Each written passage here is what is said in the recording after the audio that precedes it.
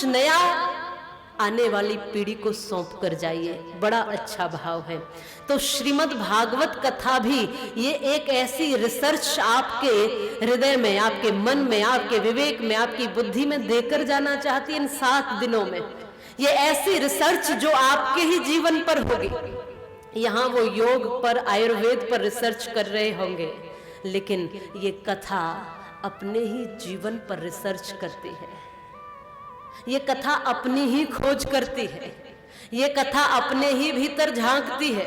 ये कथा अपने ही भीतर देखना सिखाती है और अपने ही मन को पावन करती है, अपने ही चित्त को शुद्ध करती है और भीतर छुपे हुए राम को बाहर प्रकट करते हैं और आने वाली पीढ़ी को भक्ति और आध्यात्म का ऐसा ज्ञान देकर जाती है कि सदियों तक ये प्रेम बरसता रहता है।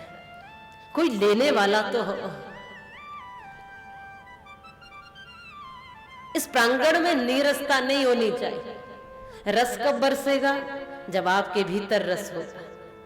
ये न समझना कि कथा व्यास और या कथा वक्ता के द्वारा रस बरसता है।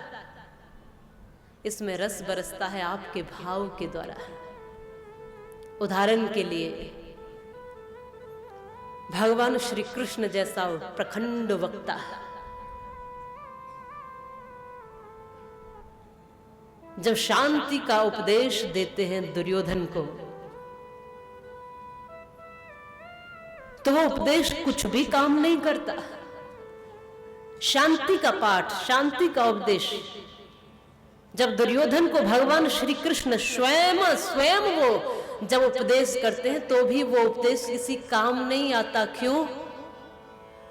क्योंकि दुर्योधन के मन में भगवान कृष्ण के प्रति श्रद्धा नहीं है, या वो जो कुछ कह रहे हैं उसको सुनने के लिए भाव नहीं है। लेकिन वही श्री कृष्ण जब कुरुक्षेत्र के मैदान में क्रांति का उपदेश अर्जुन को करते हैं, तो वो उपदेश गीता का ज्ञान बनकर के प्रकट होता है और आज तक लाखों जीवनों को, करोड़ों जीवनों को तार रहा है, कल्याण कर रहा है। कारण क्या है? कारण है वह भक्त की श्रद्धा और भक्त का भाव। वक्ता तो वही है दोनों जगह। वही अर्जुन के सामने भी वही वक्ता श्री कृष्ण है और कृष्ण अर्जुन के सामने भी है, दुर्योधन के सामने भी है। लेकिन दुर्योधन का हृदय परिवर्तित नहीं हुआ, लेकिन अर्जुन उस उपदेश को सुनकर धन्य हो जाते हैं।